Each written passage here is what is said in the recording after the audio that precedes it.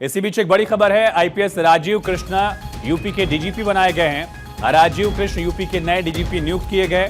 लगातार चर्चा चल रही थी कि आखिर क्या प्रशांत कुमार को कंटिन्यू कराया जाएगा। राजीव कृष्ण यूपी के नए डीजीपी नियुक्त किए गए हैं। रतीश हमारे सहयोगी कनेक्ट हैं। रतीश, राजीव कृष्ण नए डीजीपी, क्या बैकग्राउंड इनका, किस तरह से इनका करियर पुलिस विभाग में आगे बढ़ा? 91 बैच के अधिकारी हैं राजीव कृष्णा, और जिस तरह से उन्होंने पुलिस भर्ती 60,000 सिपाहियों की भर्ती की करवाई थी, उसके बाद उनकी साख और मजबूत हुई थी। प्रशांत कुमार को 2024 फरवरी में कार्यवाहक डीजीपी उत्तर प्रदेश का बनाया गया था। लगातार चौथे डीजीपी बने थे जो कार्यवाहक के रूप में पद संभाल रहे थे, और ये कहा जा रहा था कि प्रशांत कुमार को सेवा विस्तार कम से कम 3 महीने का मिल सकता है। लेकिन अब इन कयासों को अब रोक दिया गया है, और उत्तर प्रदेश के नए डीजीपी के रूप में राजीव कृष्णा की जो ताजपोशी है वो हो गई है। राजीव कृष्णा का ट्रैक रिकॉर्ड काफी अच्छा और बेहतर माना जाता है। साथ ही मुख्यमंत्री योगी आदित्यनाथ की नजरों में इनकी साख काफी अच्छी है, इनकी पोजीशन, इनकी प्रेस्टीज काफी अच्छी है। और जैसा कि मैंने पहले भी कहा कि बीते दिनों जो यूपी पुलिस में भर्ती हुई थी 60,000 सिपाहियों की, उस भर्ती प्रक्रिया को सकुशल संपन्न कराया था।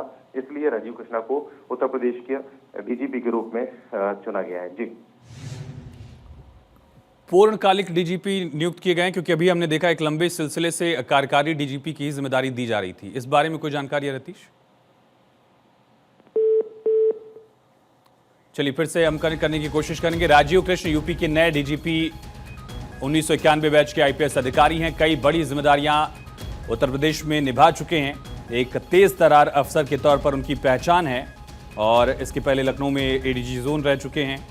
पुलिस एकेडमी का भी जिम्मा संभाल चुके हैं। आगरा जोन में भी उनकी तैनाती रही है। आगरा में एसएसपी के तौर पर भी उन्होंने जिम्मेदारी संभाली है, और इसके अलावा बीएसएफ में भी आईजी ऑपरेशंस वो रहे हैं। उसके बाद वापस यूपी काडर में आए।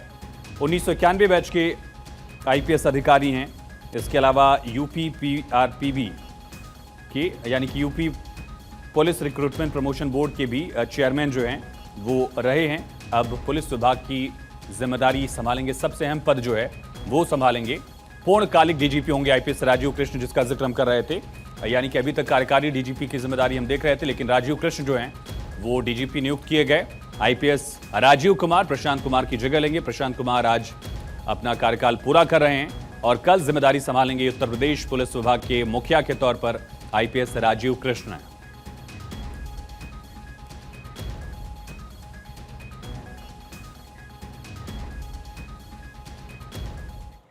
और देश के सबसे बड़े राज्य में सबसे बड़े पुलिस बल की जिम्मेदारी जो है मुखिया के तौर पर आईपीएस राजीव कृष्ण संभालेंगे। समझिए उनका पूरा किस तरह से करियर रहा है। प्रोन्नति भर्ती एवं प्रोन्नति बोर्ड के डीजी रहे हैं। इस वक्त उसी जिम्मेदारी को संभाल रहे थे यूपी पीआरबी के। इसके अलावा विजिलेंस का भी अतिरिक्त प्रभार जो है आईपीएस राजीव कृष्ण के पास था। 60,244 सिपाहियों की भर्ती जो है वो उनके कार्यकाल में हुई, और इसके साथ ही सीएम योगी की नजरों में इनकी साख जो है, इमेज काफी मजबूत है। खास करके भर्ती से विजिलेंस की जिम्मेदारी जो लगातार निभा रहे थे। इन तमाम कारणों से एक बेहतर अफसर की छवि जो है, तेज तर्रार अधिकारी की छवि योगी आदित्यनाथ की नजरों में है। 1991 बैच के आईपीएस अधिकारी हैं राजीव कृष्ण। एहतेशाम सिद्दीकी हमारे साथ वरिष्ठ सहयोगी कनेक्ट हैं। एहतेशाम, एक बड़ी जिम्मेदारी राजीव कृष्ण को दी गई है। जी हाँ, देखिए देश की सबसे बड़ी पुलिस कही जाती है उत्तर प्रदेश पुलिस, और उत्तर प्रदेश के कार्यवाहक मुखिया प्रशांत कुमार शाम 5 बजे रेड सेवा निवृत्त हो गए। उसके बाद माननीय मुख्यमंत्री के निर्देश पर राजीव कृष्णा, जो 1991 बैच के आईपीएस अफसर हैं, उन्हें उत्तर प्रदेश का नया डीजीपी बनाया गया है। क्योंकि राज्य सरकार ने डीजीपी नियुक्त किया है, लिहाजा राजीव कृष्णा भी कार्यवाहक डीजीपी के रूप में जिम्मेदारी संभालेंगे। इससे पहले राजीव कृष्णा के पास उत्तर प्रदेश पुलिस बोर्ड की जिम्मेदारी थी। पुलिस भर्ती बोर्ड के वो अध्यक्ष थे। साथ ही राजीव कृष्णा के पास डीजी विजिलेंस का भी चार्ज था। डीजी विजिलेंस और उत्तर प्रदेश पुलिस भर्ती बोर्ड बहुत ही महत्वपूर्ण पद होता है, और ऐसे में राजीव कृष्णा की जिम्मेदारी और बढ़ जाती है जब उत्तर प्रदेश के मुख्यमंत्री ने उन्हें बाकायदा प्रदेश पुलिस का मुखिया बनाया है। हम आपको बता दें, कई पुलिस अफसर इस रेस में थे जिनको ये उम्मीद थी कि उनको ये मौका मिल सकता है, लेकिन उत्तर प्रदेश के मुख्यमंत्री ने सबसे बेहद भरोसेमंद अफसर और बेहद शरीफ और बेहद मेहनती अफसर को ये जिम्मेदारी दी है, क्योंकि प्रशांत कुमार के बाद मुख्यमंत्री को एक ऐसे होनहार और जिम्मेदार अफसर की जरूरत थी जो उत्तर प्रदेश की पुलिस की कमान संभाल सके। ऐसे में राजीव कृष्णा सबसे आगे थे और राजीव कृष्णा को यह जिम्मेदारी दी गई है। राजीव कृष्णा प्रोन्नति बोर्ड के डीजी की जिम्मेदारी भी संभाल रहे थे और इसके साथ साथ विजिलेंस का भी वो एडिशनल चार्ज दे रहे थे।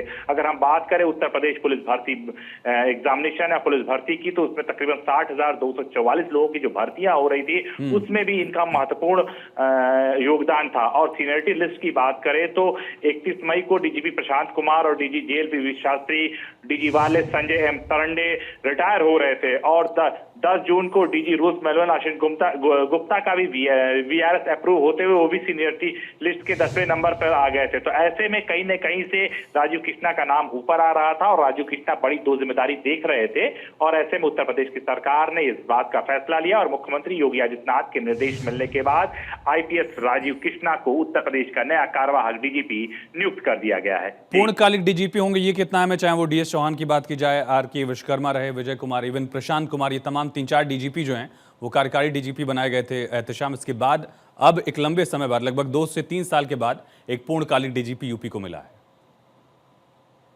देखिए, अगर हम बात करें तो उत्तर प्रदेश में कार्यवाहक डीजीपी के में तमाम अफसर रहे हैं, क्योंकि जो उत्तर प्रदेश सरकार का केंद्र के साथ थोड़ा सा मतभेद हुआ था उस वक्त के मौजूदा डीजीपी को लेकर, तो मुकुल गोयल को लेकर, तो उसके बाद से ये कयास लगाए जा रहे थे कि कार्यवाहक डीजीपी के रूप में जिम्मेदारी कई अफसरों को मिल सकती है, क्योंकि जिस तरह से उत्तर प्रदेश इतनी बड़ी पुलिस व्यवस्था है और उसको सरकार अपने हिसाब से लेकर चलना चाहती है। तो ये वाकया अगर हम बात करें तो मई 2022 का है और उससे लेकर अब तक 4 कार्यवाहक डीजीपी मिल चुके हैं और सबसे पहले जो डीजीपी हुए थे वो आईपीएस डीएस चौहान 1988 बैच के, वो 13 मई 2022 से 31 मार्च 2023 तक उनका सफर रहा।